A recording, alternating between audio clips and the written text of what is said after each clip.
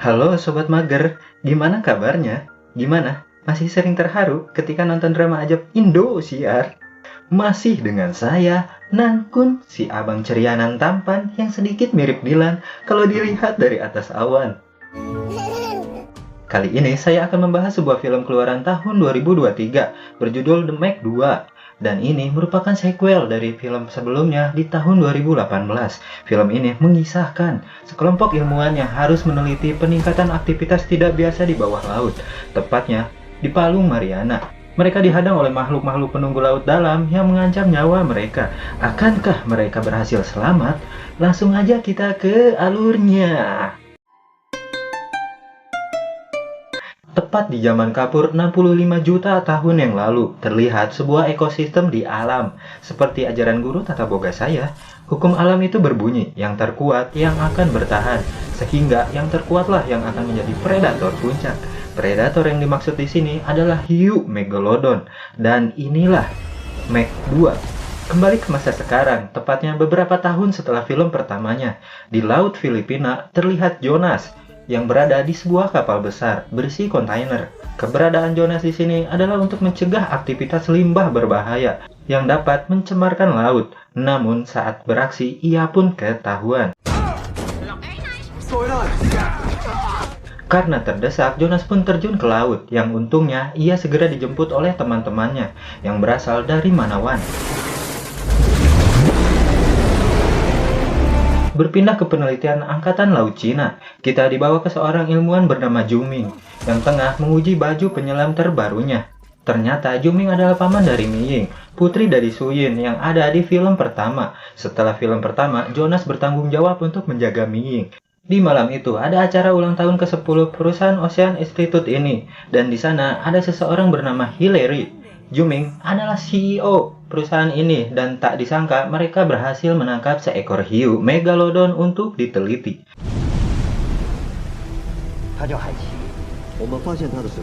Esok harinya, Juming nekat berenang bersama hiu megalodon. Jonas mencoba melarang karena megalodon bukanlah peliharaan yang lucu. Namun Juming yakin sudah punya ikatan khusus dengan megalodon yang ia beri nama Haiki ini.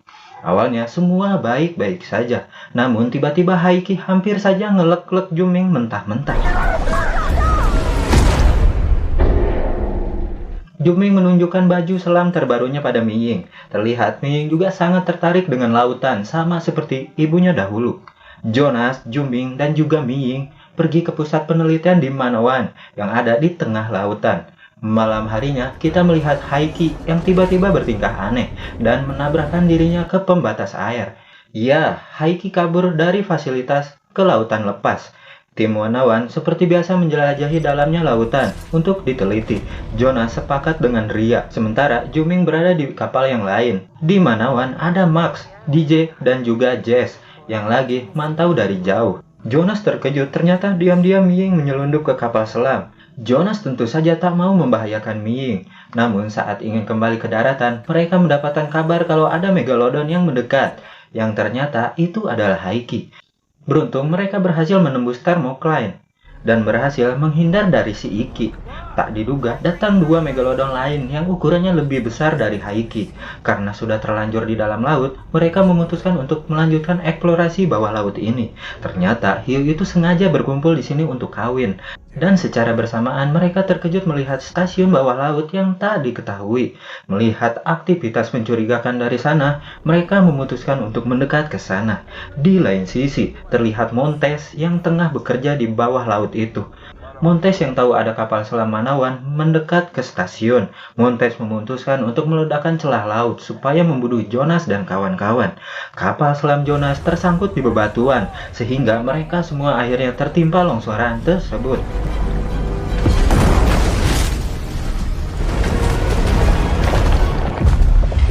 DJ dan Max tentu panik karena tidak ada respon dari sana. Max menyuruh Jess untuk menyiapkan kapal selam bantuan. Di dasar laut, ternyata Jonas, Miying, dan juga Rias masih hidup. Dan sialnya, Jess mengabari kalau ada yang mengastabel Dan sialnya Jess mengabari kalau ada yang mensabotase kapal selam bantuan dan kini tidak bisa dipakai. Jonas akhirnya terhubung kembali dengan Max. Max berkabar kalau kapal selam bantuan tidak bisa datang. Jalan satu-satunya agar mereka bisa selamat adalah mereka harus pergi ke stasiun bawah laut yang tak dikenal itu. Di kedalaman 25 km di bawah laut itu, mereka berjalan di sana. Mereka bertemu Juming yang juga ternyata masih selamat. Mereka berjalan dengan santuy di tekanan dasar laut yang sangat tinggi. Menurut Gramedia.com, tekanan tersebut setara 50 pesawat jet, 1.600 ekor gajah yang ditumpuk di atas tubuh mereka. Bahkan bebat dari tekanan tersebut bisa bertambah bebannya ketika keingat hutang pinjol yang masih belum sempat dibayar. Rungkat. Di sisi lain, si Paul melihat sesuatu di sana. Untungnya itu hanya binatang biasa. Mereka melanjutkan perjalanan secara perlahan. Namun lagi-lagi, si Paul yang lelet ini ketinggalan dari rombongan dan tiba-tiba menghilang. Mengetahui Paul telah tiada, mereka harus bergegas pergi ke stasiun itu. Dan di sisi lain, kita melihat Montes yang ternyata anak buah dari Hillary, yang merupakan seorang pengkhianat. Hillary menggunakan teknologi milik Manawan untuk menjalankan operasi bawah lautnya. 1 kilometer lagi menuju stasiun, mereka mendapatkan sebuah pergerakan yang ternyata itu hanyalah segerombolan ikan bungkreng. Sialnya, oksigen milik Yuli semakin menipis. Ditambah lagi, mereka dikejar oleh dinosaurus kecil yang ada di adegan awal tadi. Yang nggak tahu gimana caranya, mereka masih hidup sampai sekarang. Kalau kata si John mah, entahlah, hanya tukang tempe yang tahu. Dengan cepat, mereka menghindar dari kejaran Megalodon yang datang mengejar mereka juga. Namun, untungnya mereka semua masih selamat sampai ke stasiun. Di sini, helm Yuli sudah retak dan tak tahan lagi menerima tekanan laut yang membuatnya meledak. Hanya mereka berempatlah yang masih hidup. Akhirnya, kita mengetahui kalau stasiun itu digunakan untuk menambang batuan. Bukan batu bacan, batu baterai, apalagi batu berdahak. Ini adalah sebuah bebatuan langka yang ada di dasar bumi. Mereka terhubung kembali ke Manawan dan disambut oleh Jess. Jess menyuruh untuk pergi ke ujung stasiun karena terdapat kapsul penyelamat. Singkat waktu, mereka tiba di ujung stasiun. Namun kapsul tak mau dibuka. Ternyata si Jess ini adalah seorang pengkhianat. Ia bekerja sama dengan Hillary untuk mendapatkan uang yang lebih banyak untuk bermain slot. Jess menyuruh Rigas untuk menembak Jonas agar Miying tetap selamat. Namun Rigas tak berani melakukannya. Karena tak mau, semua kapsul telah dilepaskan oleh Jess. Setelahnya, mereka pun mengetahui kalau Hillary lah yang merancang semua ini. Jess membuat ruangan itu dimasuki oleh kuah soto, dan pintu tak bisa dibuka, sehingga mengharuskan Jonas membuka manual pintu itu dari luar. Pertanyaan, bagaimana Jonas bisa berenang dengan santai di bawah tekanan laut yang sangat besar itu? Jonas pingsan kehabisan oksigen. Ia terbangun di hadapan Montes. Ternyata Montes punya dendam pribadi terhadap Jonas, akibat Jonas yang memasukkan Montes ke penjara, dan akhirnya mereka pun bertarung. Jonas berhasil membuat Montes tak sadarkan diri, dan akhirnya ia berhasil menyelamatkan Juming dan juga yang lainnya. Di Manawan, Hillary telah mengirimkan beberapa pasukan untuk membunuh semua orang yang ada di sana. MC dan DJ melihat CCTV, dan akhirnya mereka mengetahui kalau yang menyabotase kapal adalah si Jess. Jonas dan teman-teman melihat sebuah kapal selam yang masih utuh di sana. Juming memutuskan untuk menghidupkan stasiun ini, agar perhatian Megalodon teralihkan. Akhirnya mereka bisa pergi dengan aman, dan Juming sempat menemukan sebuah bahan peledak di kapal ini. MC dan juga DJ yang terdesak pun melakukan perlawanan untuk melarikan diri dari pasukan ini. Jonas dan teman-teman tiba di Manawan. Mereka tahu kalau tempat ini tengah dibajak dan berencana untuk kabur dari tempat tersebut dengan cara berpencar menjadi 2 tim. Jonas akan pergi bersama Juming. Rigas akan bersama Meiying. Max dan DJ sempat tertangkap oleh pasukan itu. Namun untungnya Jonas dan Juming datang tepat waktu. Di dalam markas, ternyata Jess dan Montes adalah sepasang kekasih. Keadaan semakin kacau setelah kedatangan 3 Megalodon ke Manawan. Dan saat Jess sedang asyik menelpon bersama Hillary, tiba-tiba lalu digigit Megalodon. Yang di sisi lain, Jonas dan kawan-kawan pergi menggunakan perahu karet dan mendayungnya agar tidak diikuti oleh Megalodon. Para pasukan bebel ini malah mengejar pakai perahu mesin sehingga menjadi santapan lezat Megalodon. Montes yang sedih atas meninggalnya Jess menghubungi Hillary, dan Hillary tetap menyuruhnya untuk membunuh Jonas. Di perahu, Jonas dan Yuming membuat sebuah senjata untuk meledakkan Megalodon tersebut. Karena minyak tak cukup, mereka memutuskan untuk pergi ke pulau terdekat yang bernama Van Island. Di Van Island itu terjadi keanehan. Tak kala lumba-lumba terlihat kabur dari sesuatu. Ditambah lagi sebuah perahu yang tiba-tiba menghilang. Dan itu adalah ulah gurita raksasa. Yang di sisi lain, Hillary dan Montes juga telah tiba di Van Island. Jonas juga sudah tiba di sana. Mereka berusaha memperingati orang-orang kalau akan ada Megalodon yang akan datang kemari. Montes dan Hillary menelusuri hutan untuk menangkap Jonas. Namun mereka malah bertemu dengan kadal purba yang ada di awal film. Jonas menyuruh Miying untuk bersembunyi. Di lain sisi, para manusia yang ada di pantai habis disantap Megalodon. Hillary yang tinggal di helikopter sendiri berujung tragis, tak kalah ia dimakan oleh kadal purba tersebut. Rigas dan DJ tengah mencari cara untuk menghubungi bala bantuan, namun mereka terhadang oleh para kadal purba.